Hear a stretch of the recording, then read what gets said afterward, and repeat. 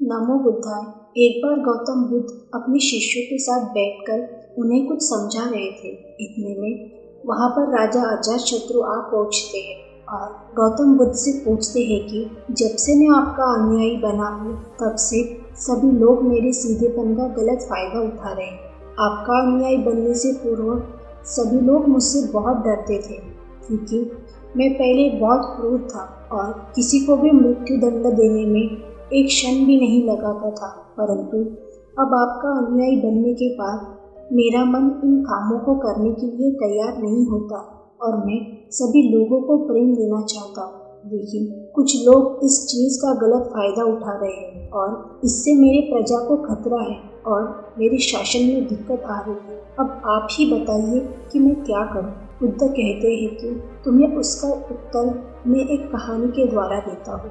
एक बार एक भिक्षु एक गांव से गुजर रहा था और इस गांव में बहुत ही बड़ा पीपल का पेड़ था। भिक्षु सोचता है कि बहुत देर चलते चलते हो गई है, अब कुछ देर के लिए इस पेड़ के नीचे आराम करता हूँ। वो भिक्षु पेड़ के नीचे आराम करने के लिए ही जाने होता है कि कुछ लोग उसे रोक लेते हैं और कहते हैं कि ठहरो, वहाँ पर मत जाओ, वहाँ पर एक जहरीला सांप रहता है जिसने बहुत सारे लोगों को डसा है और वो बहुत सारे लोगों की हत्या अपने सर पर लिए घूमता है और वो इतना खतरनाक है कि जो भी उसके सामने आ जाता है वो उसे जीवित नहीं छोड़ता है। वो भिक्षु मुस्कुराता है और उस व्यक्ति से कहता है कि एक दिन तो सबको ही मरना है, तो अगर मुझे आज मरना है तो इसमें कौन सी बड़ी बात है। आप मेरी चिंता ना करें और मुझे जाने की अनुमति दें। और वो भिक्षु वहाँ पर आराम करने के लिए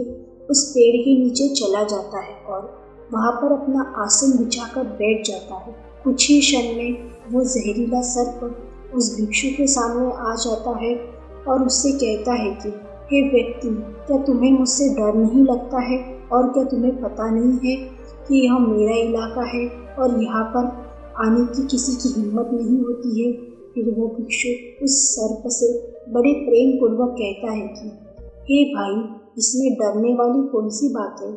तुम जो भी करते हो वो इसलिए करते हो क्योंकि तुम्हें डर है कि तुम्हें कोई मार ना दे, इसलिए तुम दूसरों को डसते हो। मुझे किसी बात का डर नहीं है, ना ही मुझे मृत्यु का भय है और ना ही मुझे जीवन की लालसा है। कोई मुझे नुकसान पहुंचा ही नहीं सकता, तो मैं तुमसे क्यों भयभीत हूँ। सर्प को गहरा आघात पहुंचता है। उसने आज तक ऐसे व्यक्ति देखे थे जो उसे मारने की कोशिश करते हैं और उसने आज तक ऐसे व्यक्ति देखे थे जो उसे डर कर भागते थे। आज तक उसने ऐसा व्यक्ति नहीं देखा था जो उससे देखकर बिल्कुल भी भयभीत ना हो। उसके बाद वह सर्प भिक्षु के चरणों में लेट जाता है और उनसे कहता है कि हे प्रभु, मैंने आज तक जो भी किया है वो सब अपनी जान बचाने के लिए किया है, क्योंकि अगर मैं इस तरह का रूप धारण नहीं करता तो लोग मुझे जीवित नहीं छोड़ते। भिक्षु कहता है कि तुम बिल्कुल सही कह रहे हो, लेकिन अगर तुम जीवन के इस मोह से मुक्त होना चाहते हो तो तुम शांत हो जाओ और प्रेम से भर जाओ और जानो कि जीवन एक दिन खत्म ही हो जाएगा और इसके लिए बुरे काम करने की कोई आवश्यकता नहीं है। इतना कहकर वो भिक्षु वहाँ से चला जाता है और वो सर्प अपने भीतर उन बातों को रख लेता है और प्रण लेता है कि आज से वो कोई भी गलत कृत्य नहीं करेगा।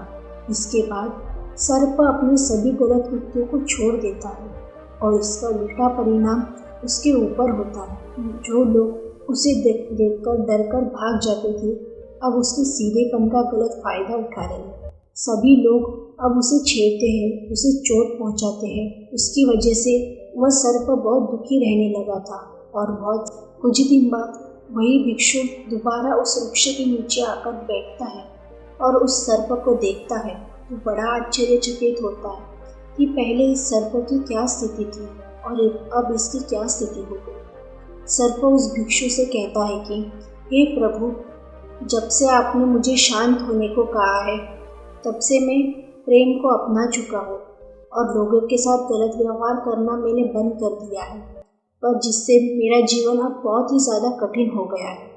अब आप ही बताइए कि मुझे क्या करना चाहिए। भिक्षु कहता है, हे मित्र, मैंने तुमसे यह नहीं कहा था कि तुम अपने स्वभाव को ही बदलो। क्रूरता तुम्हारा स्वभाव है और अगर तुम क्रूर नहीं रहोगे तो लोग तुम्हें खत्म कर देंगे। इसका अर्थ यह नहीं है कि तुम अपने आप को भीतर से जो है उसको उद्देश्य को गलत रखो। दोस्तों, इसका यह अर्थ यह है कि आपको अंदर से अपने आप को सही रखना है। बाहर से आपको वो दिखना है जो ज़रूरी है, क्योंकि सर्प एक जहरीला जीव है और लोगों के मन में उसके लिए डर होना ज़रूरी है। वह भिक्षु उस सर्प से कहते हैं कि अगर लोगों के मन में तुम्हारे लिए भय नहीं होगा तो लोग तुम्हें हानि ही पहुंचाएंगे, परंतु तुम्हें भीतर से अपने आप को सही रखना चाहिए कि तुम्हें किसी को कोई नुकसान नहीं पहुंचाना चाहिए, केवल अपना भय बनाए रखना चाहिए। तो इसके बाद बुद्ध अजातशत्रु से पूछते हैं कि अजातशत्रु, तुम इस कहानी से क्या सीखे? और इसका अर्थ यह है कि तुम अपना स्वभाव मत बदलो, बल्कि अपने आप को भीतर से बदलो।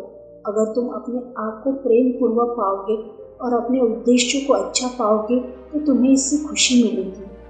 यहाँ पर इस बात की तनिक भी ज़रूरत नहीं है कि तुम बाहर से लोगों को क्या दिखाते हो। ज़रूरत सब सिर्फ इस बात की है कि तुम अंदर से क्या उद्देश्य रखते हो। ऐसी ही कहानियाँ सुनने के लिए चैनल को सब्सक्राइब करें। तो मिलते हैं अगली कहानी में। धन्यवाद।